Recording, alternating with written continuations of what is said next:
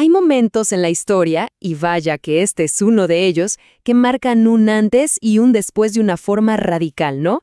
Bueno, la llegada de los europeos a América es, sin duda, uno de los más impactantes. Y no hablamos solo de algo que cambió un continente. No, no, no. Esto fue un proceso que transformó el mundo entero. Para entender de verdad su magnitud, hay una pregunta que nos tenemos que hacer.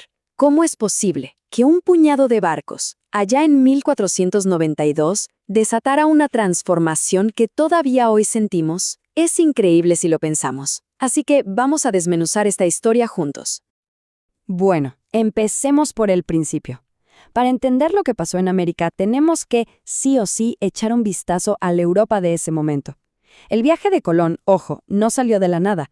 Fue más bien la consecuencia de un montón de fuerzas que ya estaban cambiando el viejo continente. Imagínense la Europa de finales del siglo XV. Era un verdadero hervidero.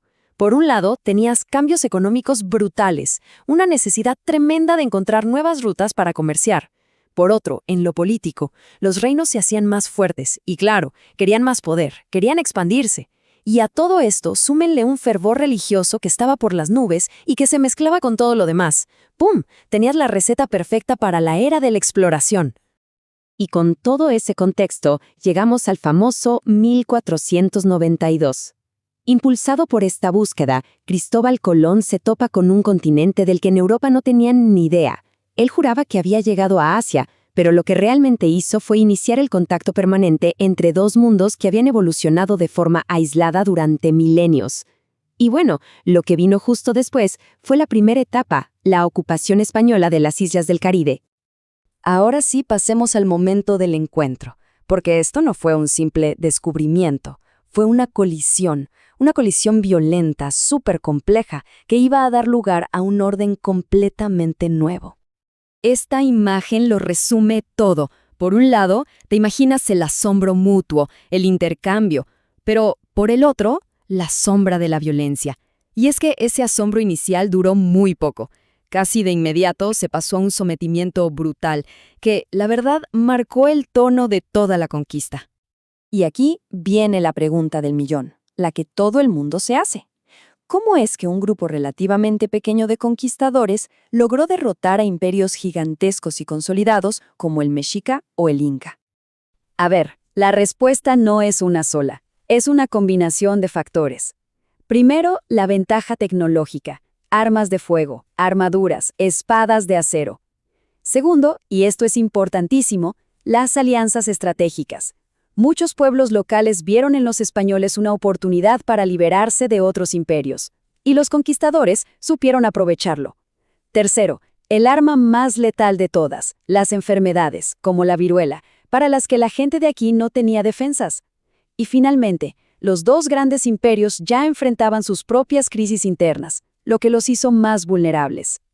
Pero ojo, y esto es clave que quede muy claro, que cayeran los grandes imperios no significó que la lucha terminara. El sometimiento no fue para nada pasivo. En todo el continente, la resistencia indígena fue una constante que se extendió, de distintas formas, por décadas e incluso por siglos. Bien, después de la fase militar, vino la de consolidar el poder.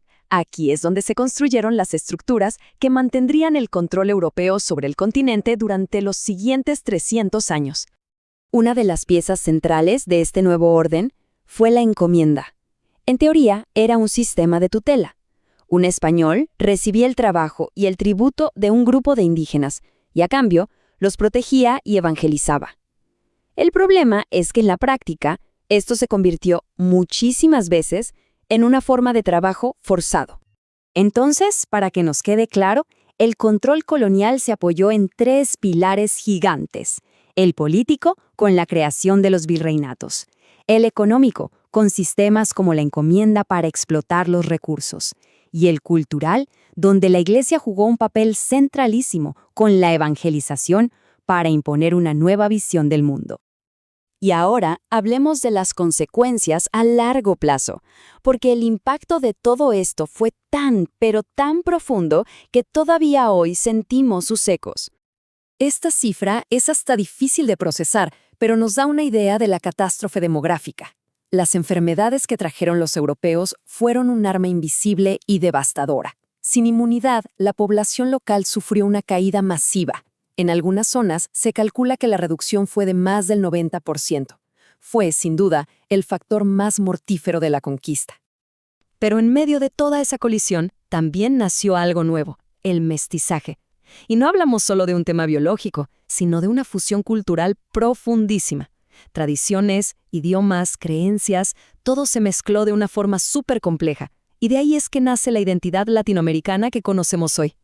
Y si hablamos de economía, la consecuencia fue clarísima. El continente americano fue integrado a la fuerza en el sistema económico mundial que estaba naciendo, pero de forma subordinada, como el proveedor de materias primas y metales preciosos para Europa. Y así llegamos al presente, porque, seamos sinceros, la conquista no es solo un tema para los libros de historia. Es un proceso cuyo legado sigue vivo y es motivo de un debate bien intenso. Y es que esto ilustra perfectamente que no hay una sola forma de ver este evento. Desde una perspectiva europea más tradicional, a menudo se cuenta como una historia de expansión y civilización. Desde la perspectiva indígena, es una historia de invasión, despojo y resistencia. Y desde la perspectiva mestiza, pues, surge la compleja búsqueda de una identidad que tiene que negociar e integrar esas dos herencias. El punto final es que este legado no es algo abstracto. Las estructuras sociales, las desigualdades, los debates políticos y las expresiones culturales de la América de hoy están profundamente marcadas por los efectos de ese proceso que comenzó hace más de 500 años. Y con esto cerramos este recorrido, pero nos queda una pregunta abierta. Si observamos nuestra sociedad, la política, la cultura, ¿de qué manera el legado de la conquista sigue presente hoy? La respuesta, como hemos visto, es tan compleja como la historia misma.